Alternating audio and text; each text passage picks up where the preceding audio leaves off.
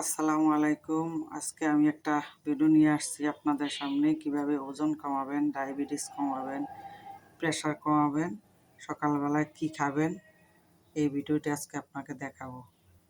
সকালে আমরা একটু তুলসী পাতা, আপনার বেলি ফুল দিয়ে একটু চা খাই, কারণ তুলসী পাতা, পুদিনা পাতা আপনার ওজন কমায়, ডায়াবেটিস কমায়, প্রেশার কমায়। এই জন্য আপনি একটা চা বানাবো, সাথে একটু বেলি ফুল দেবো, কারণ বেলি ফুল শরীরের আরাম দেয়, শরীরের জন্য অনেক ভালো। আপনি গ্রিন টির সাথে এই বেলি ফুলের চা খেতে পারেন। তাই আমি আজকে দেখাবো প্রথমে আমরা কি খাই।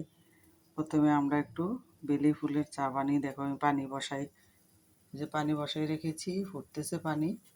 এখন আমরা এখানে দিয়ে দিব। দেখেন আমি বেলি ফুল, পুদিনা পাতা, তুলসী পাতা ধুয়ে রেখেছি, এখন আমি এটা দিয়ে দিব। এই যে পাতাগুলা দিয়ে দিলাম, ফুল দিয়ে দিলাম। বেশিক্ষণ আমরা পানিটা ফুটাবো না, অল্প কিছুক্ষণ আমরা পানিটা ফুটাবো। এই দেখেন,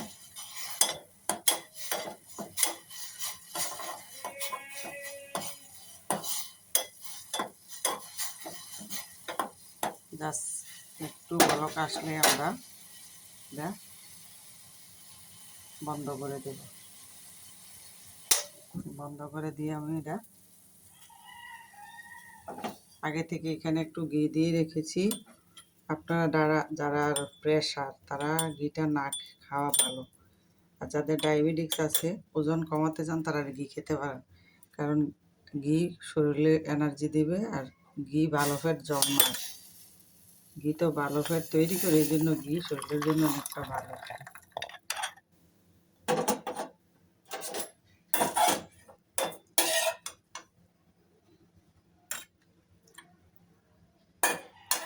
এভাবে দিয়ে দিবেন, দিয়ে আপনি 10 মিনিট একটু ঢেকে রাখবেন, যাতে নির্যাসটা বেরিয়ে যায়।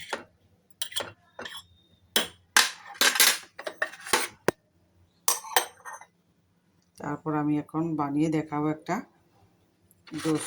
আপনারা সকালবেলায় একটু চা খান, তুলসী পাতা, পুদিনা পাতার চা খেয়ে 1 ঘন্টা পরে একটু এই জুস খেতে পারেন, যেমন ড্রাগনের জুস। ড্রাগনের জুসের সাথে আপনি একটু তুলসী পাতা দেন, একটু লেবু দিয়ে এটা বানাতে পারেন।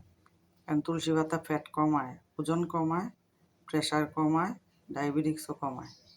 তাই তুলসী পাতা দিতে পারেন।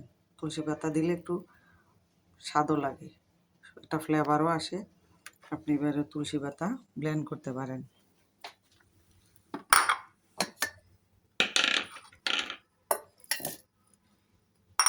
এইভাবে পানি দেওয়া লাগবে না, পানি ছাড়া এটা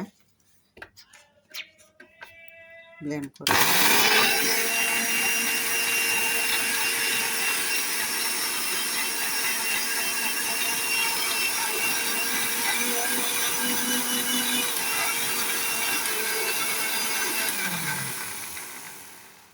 এই যে হয়ে গেল।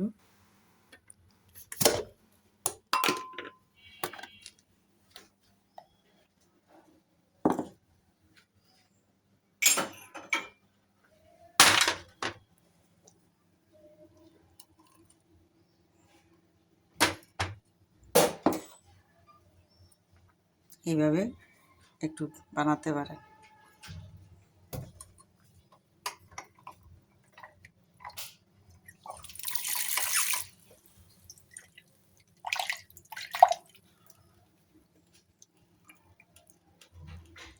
একটু পানি দিয়ে দিলাম।